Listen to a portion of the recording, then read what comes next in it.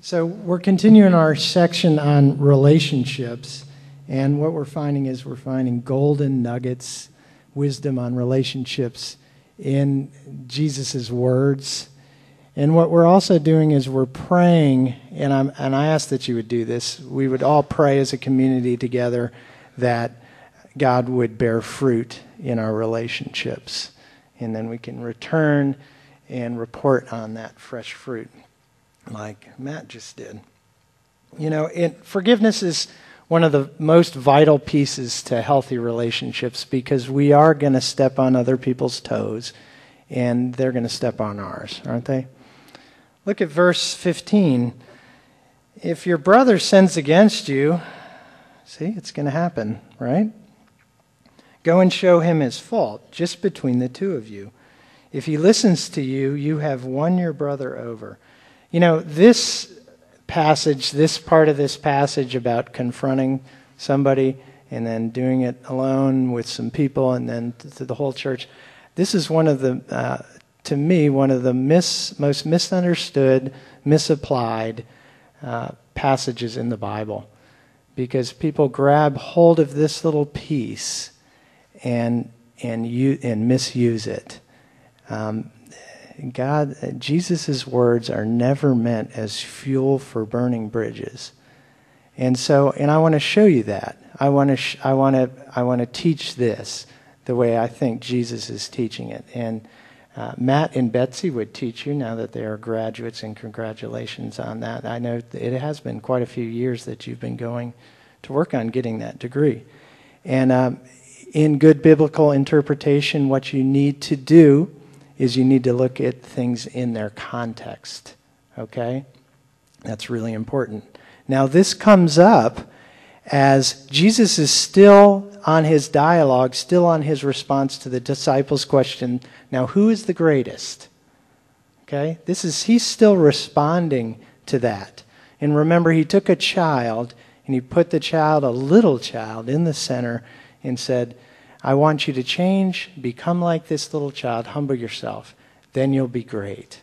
Okay? We need to remember that. Now, one thing I know about little children is they are forgiving, aren't they? Little ones, they're just so forgiving. It's so sweet that as parents, we really need our children to be forgiving, don't we?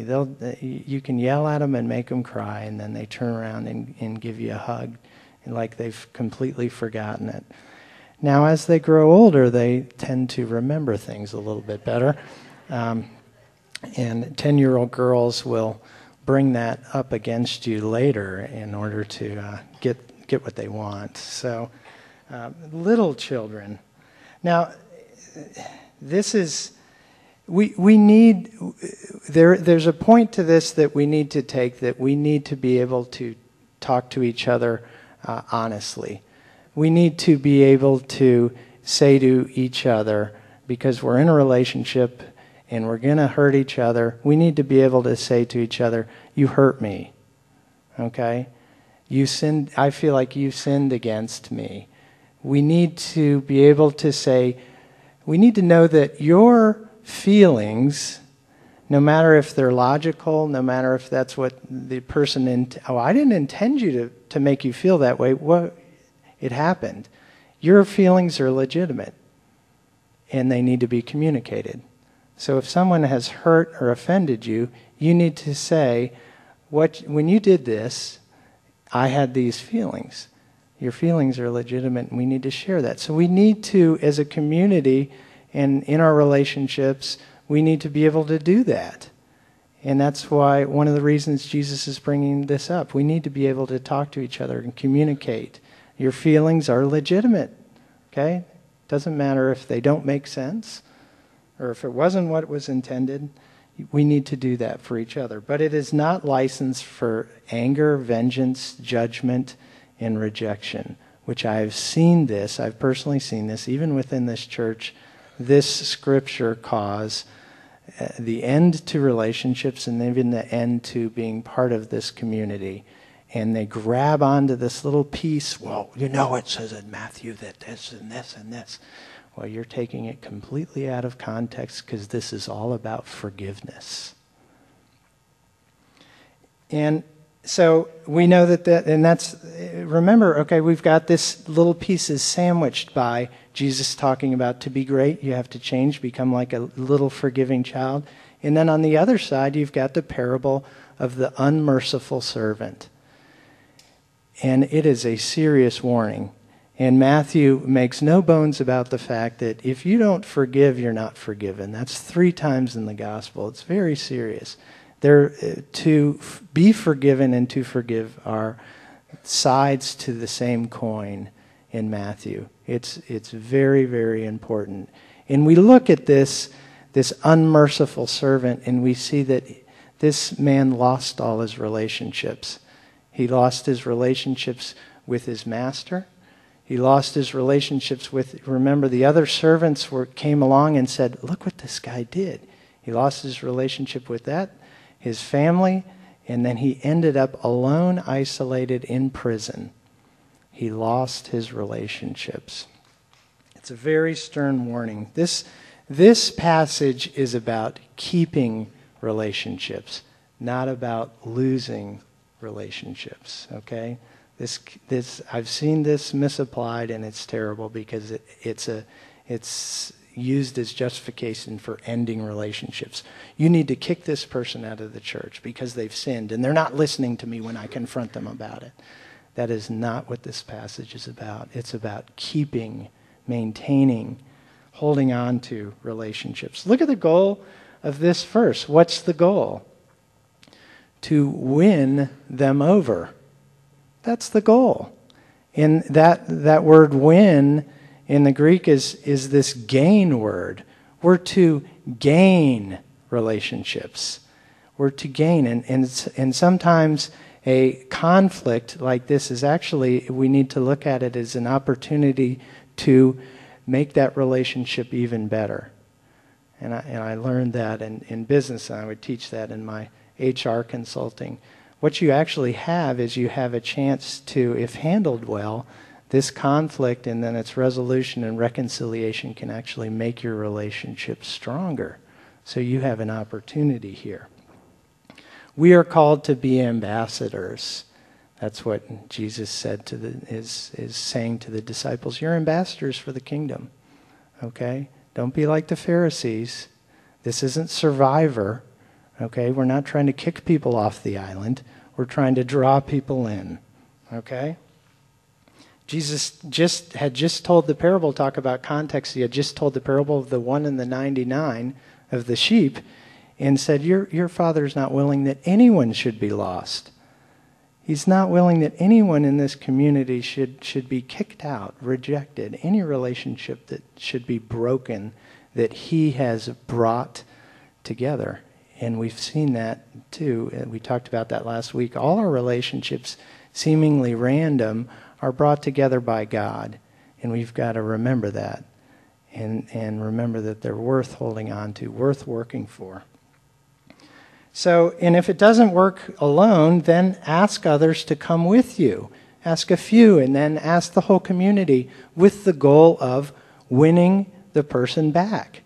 Not proving them wrong or ganging up on them, but because we're a community and we're trying to add to the community and keep the community and maintain relationships. It's about community.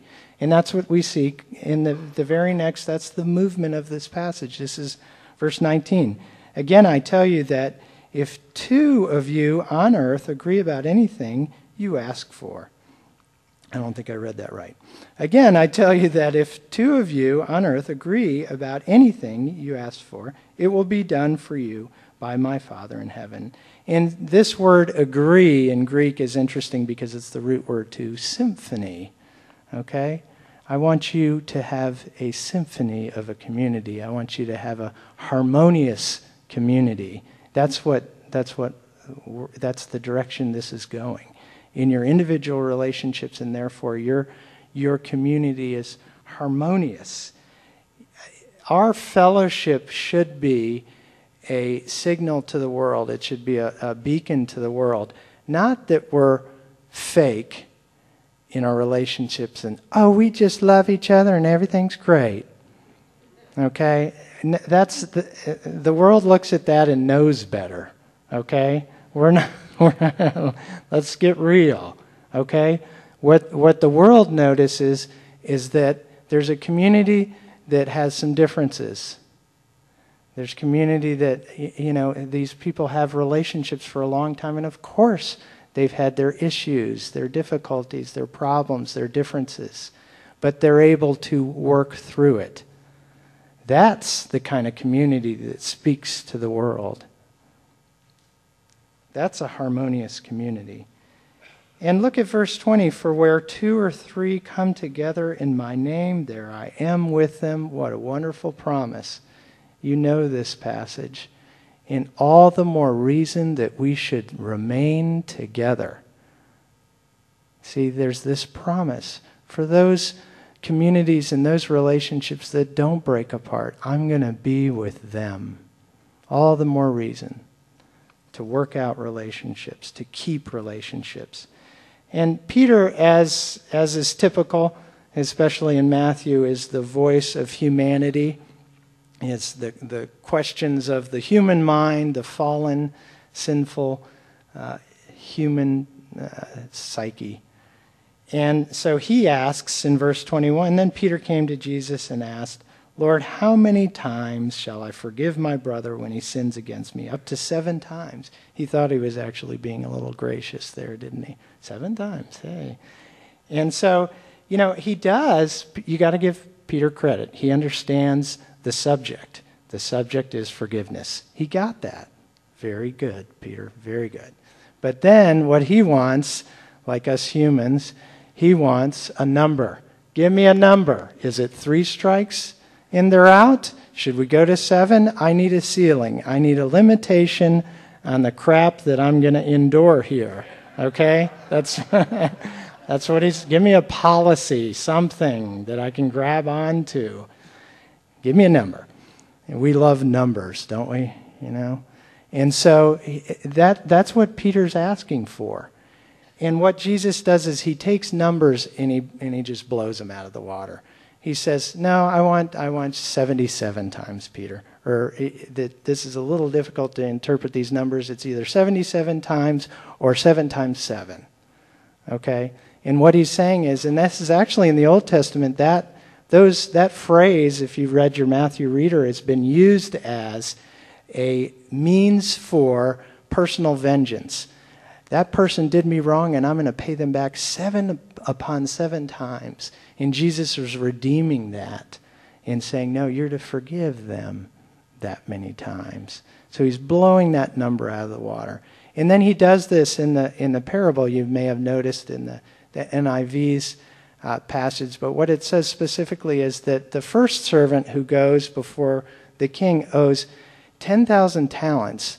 Now, that's more than Israel's federal deficit at the time. I mean, that is an extraordinarily ridiculous amount of money. There's no way a servant could have gotten away with racking up that much debt.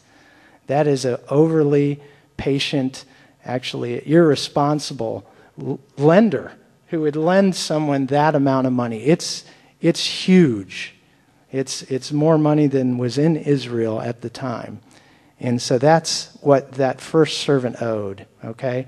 And then the next servant comes around, and remember, the second servant has a debt against the first servant, and it's 100 denarii, which is a significant amount of money. Remember, in the parable, which is in Matthew, everyone's paid a denarius per day for their work, okay? So 100 days' work, okay, that's a significant amount of money, but it's an amount of money that is a reasonable debt. It's a debt that can be paid back.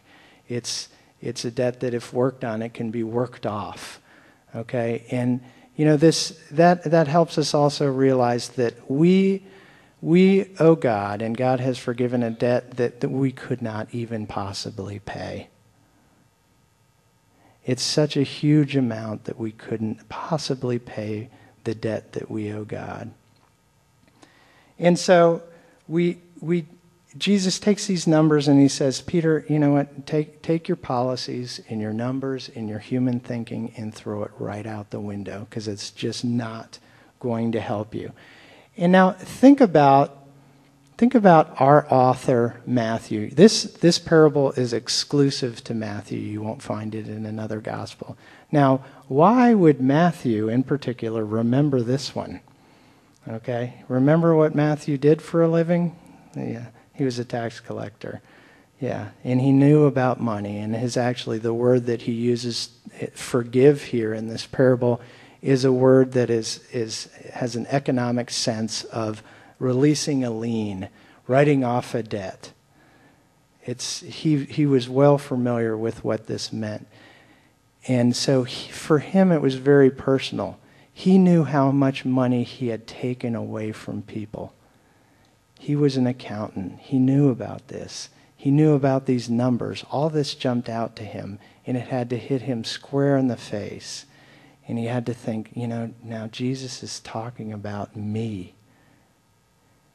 And it's also interesting that Jesus says, if this person doesn't listen to you, and you're in the few, in the community as a whole, the church as a whole, then treat him as what? A pagan and a tax collector.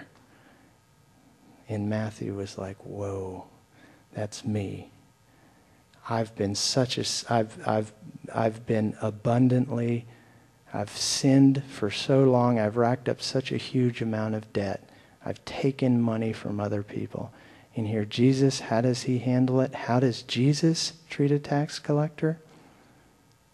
He walks up to him and says, follow me, all is forgiven.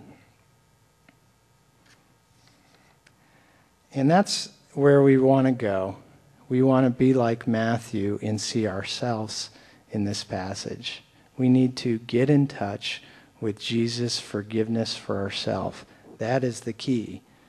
In verse 33, shouldn't you have had mercy on your fellow servant just as I had on you, the king says to the first servant. That's what we need to do. We need to live life in touch with this great debt that God has forgiven us. Then, only then are we able to forgive. Because forgiveness is not mustered by human effort. It just isn't. In seminary, I took, for my electives, I would go into the counseling section, and there was people taking master's levels courses and getting their hours to be certified by the state as a counselor. And those were hard classes, but I knew I really liked the professor, and I knew that those would be important. And he was always trying to convert me to the counseling school. And I'd say, no, I'm over here with Jesus. And then the other students would get mad at me. Don't say that. I'd say, no. But what would happen is they would bring all these people were out counseling. We even counseled each other, which was a wonderful thing. This woman listened to me all semester, poor bless her heart, and it was great. And they would bring all these scenarios, and time again, it was so clear to me. They used all this wealth of knowledge, and it's really important stuff, that they'd work with people and they'd come and they'd dig deep down and they'd find this insight. Okay, we've found what is really bothering you. We've found it. Here it is. And it could be all sorts of things, usually tied to relationships, with parents or family members and all that stuff. And so they've used all this knowledge and they've come to this insight. And they I got them there. We dug out the insight, but they're not doing any better. And I just say, there's no forgiveness. They can't forgive the other person. They can't forgive themselves. And the reason they can is because they don't have Jesus. They need Jesus. That's why I'm over here with Jesus, because people need Jesus, guys. I want to remind you people that are here in a seminary that lest you forget with all your knowledge and wonderful help that they can give people and they desire to help people. But we need Jesus to forgive. We can't forgive ourselves. and we can't forgive other people, the only way is to get in touch with how much Jesus has forgiven us, to somehow experience here at the table and remember. He says, do this in remembrance of me. It's not a one-time thing. It's to be continually done because we forget. And somehow get in touch with the fact that you are forgiven, that Jesus truly, truly forgives you, that he takes all that debt and he says, I'm writing this off, I'm releasing you, you're free. Somehow to get in touch with that. And when we do, then we're able to forgive ourselves. Then we're able to forgive other people. So I pray that that happens for you at some point. Hopefully here at the table, maybe during worship, maybe this week. But may we all, dear Jesus, may we just in our hearts know, and it is about the heart. There's one more verse. It's verse 35, and this is the end. This is how my heavenly Father will treat each of you unless you forgive your brother from your heart. See, it's a heart issue. That's what it's about. And so what we need is we need Jesus' forgiveness in our heart. Then all the rest of the stuff we can say, I'm throwing out the book. I forgive me and I forgive you because Jesus is in my heart. So let's worship and let's get there by the grace of God.